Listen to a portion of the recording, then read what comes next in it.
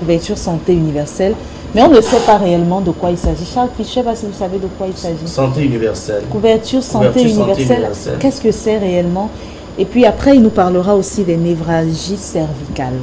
Bonjour docteur. Bonjour Pascal. Ça va, le week-end a été? Oui, nous sommes debout, par la grâce de Dieu. Toujours. Alors, il faut dire que nous pleine énergie. Ça a été les prolongations de l'anniversaire. Ça a été le cadeau du docteur. Je vous pose la question en direct. Est-ce que Praxel a respecté sa parole? Oh là là. J'ai approché le docteur. Approché, c'est quoi? On avait des gens pour embrasser comme ça. Ouais. Alors, je dis bonjour à tous ceux qui nous... Elle a besoin Je me suis rapproché de santé universelle pour le cadeau, parce que là, on peut faire ça à son docteur. Alors, J'ai mangé le chocolat noir dans le sac. ah bon, non, je prends tout à l'heure. Ah voilà, j'ai vu. Bonjour. Cherche les petites choses. D'accord. On dit que quand tu peux faire de grandes choses, fais des petites choses avec grandeur. Tout à fait. Absolument. Docteur, aujourd'hui, c'est donc la journée mondiale de la couverture santé universelle. Qu'est-ce que c'est déjà? Voilà, ça c'est vrai qu'avant de pouvoir le définir, je voudrais dire bonjour, un bonjour particulier à Maître Léa, du côté de Souza. Ah, d'accord. Charlie. C'est votre ami. Un fidèle de Cocorico, ça il faut le dire. Voilà, Sadou du côté de Mousport, à tous ceux qui nous regardent. Vous Tessie du côté de Samelima. Voilà, nombreux sont ceux-là là-bas qui sont déjà scotchés là depuis ce matin. Voilà, Betty à l'Opom. Voilà, il y a toute l'équipe en studio. Et il y a tous ceux qui sont revenus de Crédit. Avec des bonnes choses. Voilà. On espère. J'ai commencé à voir. Ah, super. On espère. On va déballer le sac tout à l'heure. Non, mais moi, j'ai commencé à voir. Ah bon? Ah, donc c'est vrai en plus. Oh. Ouh, Voilà. je me Ça frotte qu'on les parle mains. dans le thème, c'est la discrimination. On donne à l'enfant de l'autre. Donc, on te donne, Non, on ne nous donne pas. C'est pas grave. Alors, couverture santé universelle, oui, on entend parler, on se pose la question de savoir ce que c'est. Est-ce que réellement au Cameroun, nous sommes à ce niveau-là? Parce que c'est la question. D'autant plus que j'ai l'habitude de dire que pendant que le pays avance, il y a certains qui souhaitent que le pays recule. Ah ben, il faut dire que santé universelle, couverture, nous sommes plongés, nous sommes en plein fouet, ça il faut le dire, avec des avancées. Évidemment, quand on parle d'une couverture santé universelle, il s'agit du fait que chacun a une situation à laquelle chacun a droit au service de la santé, quand il veut, où il veut, et avec des moyens. C'est-à-dire qu'il faut qu'il ait des moyens pour pouvoir. Gratuitement ou Non, on peut pas dire gratuit. Mais c'est-à-dire que les choses soient d'un coût abordable. Et c'est des réformes qui permettent d'avoir des modes de paiement tout à fait plus accessibles. Ça, il faut le dire ainsi parce que, Parcel, vous évoquez un point très important parce que, ça, il faut le dire, aucun pays au monde peut se vanter le mérite d'avoir une couverture santé universelle optimale. Tout le monde est dans l'avancée, comme le Cameroun. Vous n'avez qu'à écouter quand le ministre de la Santé parle des avancées dans le domaine de la dialyse. Dans d'autres régions aujourd'hui sont installés à Bafoussa, Magaroua. Ces malades n'ont plus besoin de descendre à l'hôpital général à Douala ou aller à Yaoundé. Voilà des avancées. Voilà, ça également, quand on parle couverture de santé universelle, ça va aussi dans tout, dans la prévention. Ça va aussi dans le dépistage, il y a des campagnes. Il y a la vaccination où on fait aujourd'hui de porte en porte. C'est toujours des avancées. C'est bien, on partage des moustiquaires et tout. Oui, des moustiquaires, la distribution des moustiquaires, mais il faut dire que nous avons encore beaucoup à faire. Beaucoup à faire. Par exemple, la sensibilisation de ces opérateurs de la santé aussi, qui aujourd'hui n'appellent plus les patients par leur nom. Tu arrives, on dit diarrhée, viens ici. Hémorroïde, toi aussi, viens. Tu vois, c'est important. Oui, non, c'est important. Voilà pourquoi on dit, c'est dans tout. Il s'agit de la prévention, il s'agit également de la performance. On a besoin des médecins qui maîtrisent la chose. Parce que beaucoup pensaient que c'était un papier, docteur, une carte qui vous donnait accès à certaines choses. C'est pour ça que j'ai voulu revenir dessus. Beaucoup justement pensent comme si c'était une forme d'assurance. Non, voilà. Il ne s'agit pas de ça. Donc c'est l'ensemble. C'est l'ensemble, voilà. Pour qu'aujourd'hui, demain, que même celui qui était au fond de Vodula, puisse avoir accès au service de la santé. Et que les services également puissent avoir le matériel Santé pour tous. Voilà, comme on appelle légèrement le plateau technique. Ça, il faut le dire. Aujourd'hui, on fait des grandes opérations au Cameroun. On opère le cerveau au Cameroun, pour ceux qui ne le savent pas. La fécondation in vitro est déjà là. Au Cameroun. Il y a beaucoup de gens qui n'ont pas besoin d'aller en Inde pour pouvoir faire une chimiothérapie ou bien tout. Donc voilà, couverture de santé universelle.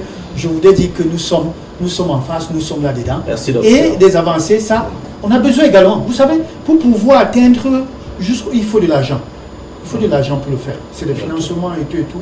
Et je dis, par la grâce de Dieu, je crois que d'ici 10 ans, 20 ans, je crois que je ne voudrais pas dire que la santé serait gratuite au Cameroun. Mais il y a des réformes, même au milieu hospitalier aujourd'hui, où on n'a plus besoin, on vous reçoit rapidement quand vous arrivez. Comme le code à la cantine, le code vert qui a été créé après mon automatique. On te demande d'abord de payer. Voilà. Donc aujourd'hui, les choses il y a déjà le bon verre. Il y a un changement. S'il n'y a pas de changement, tu lances le direct sur Facebook. Tout clair. Même avant de mourir. Les réseaux sociaux sont là pour nous aider. Alors, merci pour cette édification au sujet de la couverture santé. Docteur, on parle donc en termes de maladie de névralgie cervicale. Névralgie cervicale, il s'agit de quoi? Nerfs, cerveau? Voilà, il s'agit tout simplement... J'ai le nez, il dit j'ai le mal de nez. Vous voyez, la personne a même Charles, je t'ai entendu dire. Moi, le fils de la vie. J'ai les nez. J'ai les nez quand je suis fâché. Ça, c'est une expression du caractère. Tu n'es pas fâché? J'ai pas de nez. J'ai les nez ce matin. Voilà. Les nez sont tendus. Voilà. Voilà. Alors, ça se dit pas. Voilà, il s'agit tout simplement, voilà, névralgie cervicale, brachiale. Il s'agit tout simplement d'une compression des nerfs au niveau du cou, voilà, qui peut s'étendre au niveau du bras, voilà, qui prend tout le bras, la main en général. Voilà la définition qu'on prend encore. C'est une affection neurologique en un seul mot. Voilà. Ça se manifeste comment, pour avoir plus de précision? Voilà, c'est ça qui dit, ça dit douleur. Aïe. C'est une douleur, voilà. Vous voyez quelqu'un en train de marcher. Parce qu'il y a beaucoup de terminaisons nerveuses à ce niveau. Tout à fait. Quelqu'un en train de marcher et vous voyez, il bloque. Oh mon Dieu. Voilà, il s'arrête là, il tient le coup. Il dit, mes voisins, qu'est-ce qui ne va pas? Et parfois, il peut même s'agripper sur un poteau ou bien il peut même s'asseoir parce que c'est douloureux. Parfois, c'est comme un coup de poignard. Et la douleur, elle est continue. Voilà, ça prend là, au niveau du cou. Elle est perçante. Elle est perçante. Derrière là, la nuque, ça descend. Ça peut prendre l'épaule, ça va. Jusqu'au niveau du bras, comme je disais, les fourmillements, voilà, ça pique, voilà, et on perd de sensibilité. Parfois, vous voyez la personne, voilà, il va faire ça parce qu'il ne sent plus. C'est de manière partielle, tout compte fait. Alors, c'est vrai que régulièrement, ça peut prendre un côté. Mais ça aussi, on a vu des gens auxquels ça a pris des deux côtés. Mais voilà, le plus souvent, c'est un seul côté. C'est ce qu'on appelle névralgie cervicale. Rien à voir avec la sorcellerie. Non, rien à voir. Quand on parle de cervicale, il faut comprendre que la colonne vertébrale est subdivisée en trois. Le bas du dos, le milieu du dos et le haut du dos. Le haut du dos a 7 vertèbres. C'est pour ça qu'on écrit C. Voilà. C1, C2, C3, C4, jusqu'à 7. Voilà. Et névralgie attaque beaucoup plus le 5, le 6 et le 7. Soyez attentifs ce matin. Je dis ça parce que on peut avoir un bentikino qui a peut-être eu une névralgie cervicale. Et du coup, on dit qu'on fait qu'il au village, c'est des temps. Alors qu'on regarde de souffrir. Ah oui, ça fait. Durant l'émission, vous venez de dire quelque chose, oui, permettez-moi de le dire. Je crois que j'aurais commencé par là, parce que ça m'a choqué le week-end. Je voudrais dire, quand vous parlez des bentikino, vous voyez, j'ai emprunté une moto où le papa en question. Parce que déjà, je ne me fais pas porter par mes enfants. Je dis, regardez la face des gens avant de monter sur la moto. Aujourd'hui, excusez-moi l'expression des noirs. Nous avons des enfants aujourd'hui dont les pieds ne touchent même pas la pédale. Vous voyez maman qui est dessus, ou bien des gens, des femmes, elle est en train sur le téléphone, elle ne sait même pas qui conduit et tout. Non. J'ai vécu un accident du côté de Bonabéry le week-end où le papa est mort. Et c'était un enfant, il n'avait pas 17 ans quand parce qu'il y a aussi le poids du conducteur. Il est aussi maigre comme moi. Je vous dis qu'il n'avait même pas la taille. J'ai regardé là, j'ai dit, mais papa, ça dit, le papa rendu là à l'hôpital. Et je dis, de grâce, je ne sais pas si le seul travail que ces enfants ont vu, c'est la moto. Mais si c'est la moto qu'ils ont vu de faire, vous, pour emprunter les motos, regardez le visage, de grâce. Mais donc, ce sont les papas. Alors, comme vous venez de dire, justement, on peut être sur la moto, pas seulement sur la moto, même au bord de son véhicule, et que, subitement, ça bloque. Ne vous plaignez, c'est-à-dire n'accusez pas toujours des gens à dire que c'est... Ils ne connaissent pas la conduite. Et quand un accident survient, cherchez à savoir pourquoi. Il y a plusieurs causes. Les crampes peuvent arrêter. Le papa dont je dis j'ai emprunté la moto, c'était les tremblotes. Oh, Au point où, je vous assure, je ne voulais pas manquer du respect au papa, parce que j'ai remarqué quand nous arrivons, nous atteignons là où il y a l'embouteillage, ça se calmait. Mais dès qu'il relançait, et le temps qu'on arrive à Bonabéry, je vous assure, j'ai fait les signes de croix plusieurs fois, et quand nous sommes arrivés, j'ai dit je rends grâce à Dieu. Dieu merci. Mais donc, il va aller à l'hôpital, non, c'est pour dire, c'est des choses. Nous, les gens sont malades. Non, je ne voulais pas blesser le papa. Soyons responsables, adoptons des attitudes responsables. Vous avez dit quelque chose, il fallait que je le dise. Sincèrement, tout le monde est malade. Ça, il faut le dire. Mais pour ça, il faut aller à l'hôpital. Voilà, quand on parle de couverture santé, lui, rendons-nous. Nous avons des structures sanitaires aujourd'hui dans nos Cameroun pour pouvoir nous recueillir, recevoir tout le monde. Donc, il faut que les gens aillent à l'hôpital. C'est important. Alors les causes, est-ce qu'il y a moyen d'éviter? Oui, les causes c'est quoi? C'est une lésion du nerf. Déjà, il faut le préciser. Quand on parle des nerfs, ce n'est pas les artères, ce n'est pas les veines. Ok. Quand on parle des nerfs, le rôle des nerfs, c'est la transmission des informations. Soit du corps vers le cerveau, soit du cerveau vers les muscles, ainsi de suite. Vous comprenez donc que quand il y a lésion, il n'y a plus communication. Je ne voulais pas dire la communication devient partielle. Comment elle peut s'interrompre? Et si elle s'interrompt, le message qui devait venir du cerveau vers le muscle, il n'y a plus. Et le bras ne bouge plus. Donc il faut comprendre, quand on parle des nerfs, il ne faut pas s'amuser avec les nerfs. On ne s'amuse pas avec les nerfs. D'où vous avez suivi à l'époque, on injectait des personnes, après ils sont paralysés. Pourquoi? Parce qu'on avait touché le nerf. Quand on parle du nerf sciatique, c'est celle qui passe du fessier pour descendre au pied là. Et faites attention, si vous faites piquer, injecter par n'importe qui, je le sais, et qui va frapper la seringue dessus, mais c'est fini, vous allez boiter toute votre vie. Donc voilà, il faut comprendre ce que c'est que le nerf. Donc les causes, c'est une lésion, c'est une blessure, en un seul mot, qui va justement toucher ce nerf-là. Mais maintenant, les causes, il y en a plusieurs. Quand on parle de névralgie, ça pourrait être les arthroses, ça veut dire l'usure du cartilage entre les disques là, parce qu'il y a qui joue le rôle d'amortisseur. Quand l'usure, voilà, il y a une hernie également, quand ça gonfle là et que ça pète comme une chambre à air. Ça, voilà les causes. Une tumeur, ça peut être une tumeur, ça peut être une infection virale, il y a plusieurs causes, tout compte fait. Et quelles sont les personnes concernées et les facteurs de risque? Voilà, les personnes concernées, il faut dire aujourd'hui, les jeunes. Les jeunes adultes sont concernés aujourd'hui, parce qu'on a cru que c'était souvent des personnes. Non. Des jeunes adultes et des personnes, comme j'ai dit, qui sont sujets aux arthroses. Les arthroses en un seul mot qui sont ce que j'appelle l'usure du cartilage. C'est-à-dire cette couche blanchâtre qu'on trouve à l'extrémité des os qui fait... Qui est souvent bon quand on mange la viande. Voilà. Donc quand ça s'use là, comme un frein, c'est-à-dire les garnitures du véhicule, quand ça s'use, vous pouvez imaginer à quoi vous devez vous attendre. Au niveau des genoux, gonarthrose, quand ça s'use, vous voyez le genou commence à frotter, ça fait très mal. Au niveau lombaire, c'est tout un problème quand on parle des arthroses. Voilà. Alors, les enfants, Dieu merci, ne sont pas concernés. Le diagnostic, comment ça se fait? Le diagnostic passe par l'interrogatoire. Ça se dit déjà, docteur, j'ai mal là au cou. Maintenant, il ne faudra pas confondre avec ce qu'on appelle la torticolis. C'est-à-dire que tu as mal dormi, parce que déjà, les têtes d'oreiller, il y a certains, mais les oreillers ne répondent plus aux normes. Ça passe là, on appelle oreiller, c'est 500 000 francs.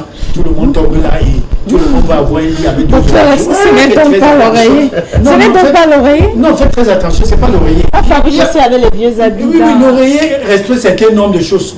Ou il vaut mieux ne même pas utiliser que d'utiliser ce qui va, plutôt quand vous mettez votre tête, ça se plie comme ça pour vous faire même. Faites très attention. Donc ça, une torticolis, vous êtes à risque de pouvoir l'avoir. Donc il ne faut pas confondre avec ça. Et là, je disais, faites très attention. Ça, c'est important de le dire ici. Donc, les personnes à risque, en réalité, c'est toutes ces personnes-là. Il faut bien dormir. La mauvaise posture, également, c'est un problème. Pour ça. Et qui est-ce qu'on doit consulter? Un neurologue? Voilà, un neurologue ou encore un neurochirurgien. Ça, c'est important parce que nous avons un neurologue, nous avons un neurochirurgien. On pourrait également consulter un rhumatologue. Parce qu'il faut dire que c'est la colonne vertébrale qui est touchée. Vous pourrez également avoir le mal du dos. Ça également associé à une névralgie cervicale. Voilà, ça c'est important de le dire. Donc c'est là, c'est leur couloir, eux, c'est spécialiste. Voilà. Un rhumatologue. Un rhumatologue, un neurochirurgien ou un neurologue. Ils sont nombreux au Cameroun. J'espère que cette capsule santé enrichit aussi votre vocabulaire. arrêtez de dire que celui qui tient le rhume, c'est le rhumatologue à la maison. Est-ce qu'on peut parler de complications Oui, docteur? complications majeures, c'est une paralysie. Voilà, c'est une paralysie. L'hémiplégie carrément? Paralysie, ça pourrait être partiel, c'est-à-dire vous perdez carrément votre motricité. Alors si ça a pris là, c'est un seul côté là, le bras, vous ne pourrez plus le soulever. Vous voyez, vous avez la peine de faire les mouvements que vous faisiez avant. En principe, ramenez là, vous entendez, la personne peut crier, vous l'attendez en bas de l'immeuble. Aïe, aïe, aïe. Docteur, c'est ça l'hémiplégie ou c'est autre chose? Non, c'est pas l'hémiplégie. Okay. Bon, c'est vrai qu'on pourrait qualifier l'hémiplégie, c'est vrai que ça a plusieurs causes. Ça a plusieurs. D'accord, c'est autre chose en fait. On appelle en un seul mot une paralysie. Voilà, c'est vrai. Voilà. Alors, la prise en charge, comment ça se fait et est-ce qu'on peut prévenir Oui, la prévention passe déjà par ça, une bonne hygiène de vie. Le stress a quelque chose à voir? Oui, bien sûr, c'est le facteur de risque. Faire les selles,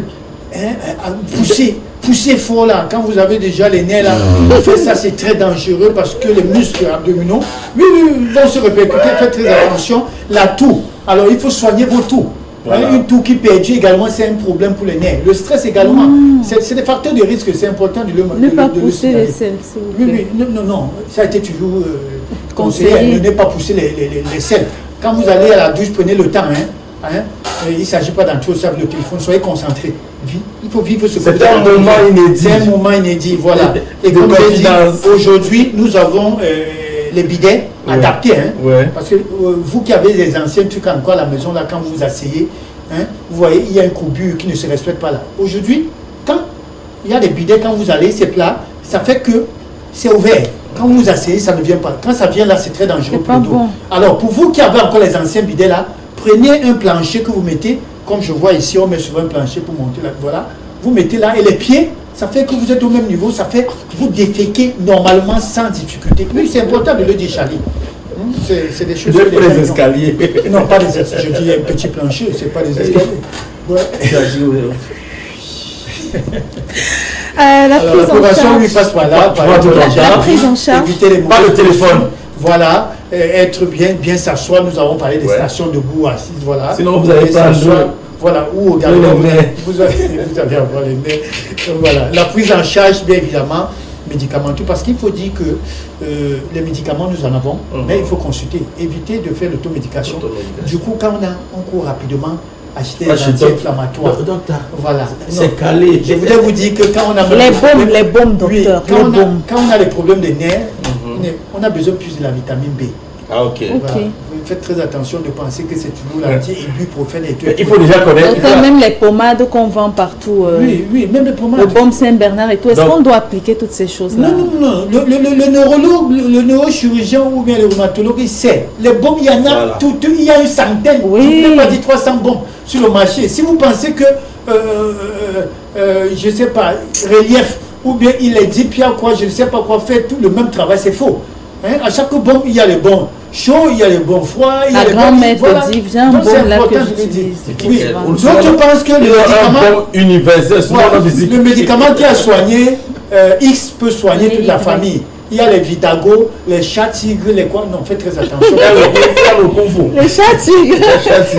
Non, donc, ce que vous dites là est très important, parce que vous avez dit que il faut d'abord consulter. Non, il faut consulter. Parce que je connais des gens, comme vous avez dit là, que vitamine B, un gars où là, ça torticolis, il arrive à la vitamine B. Quand je parle de la vitamine B, il y a plusieurs. Voilà. Faites très attention. Il faut il y a plusieurs, je n'ai pas cité, je n'ai pas donné. Ce n'est pas le nom d'un médicament que j'ai donné sur le plateau. Tu connais les Camerounais? Oui, je connais. Dites-vous bien. Vitamine B, lui aussi va aller prendre n'importe quoi. Non, dites-vous bien, avant d'arriver, puisque nous avons parlé de prise en charge, le nerf, quand ça se coince, permettez-moi l'expression, il faut décoincer. Ok. Et pour décoincer, il faut décoincer avant de commencer à prendre la vitamine B. Oui. La vitamine B ne va pas décoincer. Mais faites très attention. Donnez-nous donc l'astuce. Oui. Quand on est atteint d'une névralgie cervicale, oui. Une fois que c'est fait, par exemple, on est là, moi j'ai une névralgie cervicale, peut-être les premiers éléments pour essayer de décoincer le malade, oui. Pour qu'il suive son traitement, qu'est-ce qu'il faut faire? On peut faire un massage à chaud ou à froid. Quand je dis à chaud. Ça veut dire qu'il faut aller à l'hôpital automatiquement. Non, je veux dire les premiers secours. Okay. Ça peut arriver. Si le verre est bloqué, tu vas c'est tout à fait normal. On peut faire un massage. Okay. Je dis, on prend les glaçons. D'accord.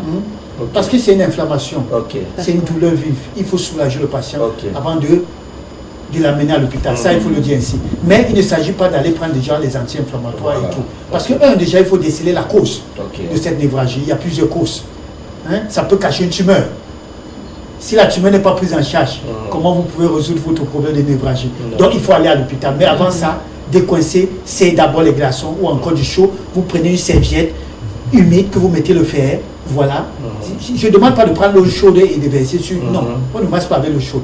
Et c'est cette serviette chaude-là que vous mettez là. Ça, c'est bon. Et ça, c'est bon, le temps de pouvoir. Ça va soulager. Si ça à 1h, 2h du matin, tout compte fait. Nos centres hospitaliers, même à 2h, à 3h, on reçoit tout le monde. Oui, mais c'est les premiers gestes avant de pouvoir prendre la direction de l'hôpital. Ça, il faut le dire. Maintenant, le traitement existe. Il y a des médicaments. On peut aller jusqu'à la chirurgie. Faites très attention. Et enfin, on peut aller jusqu'à voir le kiné. Hein, le neurochirurgien peut vous demander d'aller voir un kiné. Il prescrit les nombres de séances qui va faire la rééducation, des massages. Aujourd'hui, on a besoin des conseils. Vous voyez quelqu'un dans la rue, il a toute une ceinture. Si je peux appeler ceinture, des conseils là, au cou. Vous voyez, il a l'appel. Oui, c'est un traitement. Par contre, il y a certains dont on prescrit des conseils, même. Il dit cette histoire-là, ma mère, de même, j'ai un rendez-vous, je ne peux plus enfiler ma veste et tout ça. Je peux plus faire le chaud, le beau. Voilà, c'est un traitement. Comme vous avez vos verres, c'est un traitement. Quand vous prescrivez des ceintures, corsets, tout ça, vous devez respecter. Et respecter les normes de séance chez le kiné, c'est important. Merci docteur. Sortons par un conseil et justement la relation qu'il y a avec eux.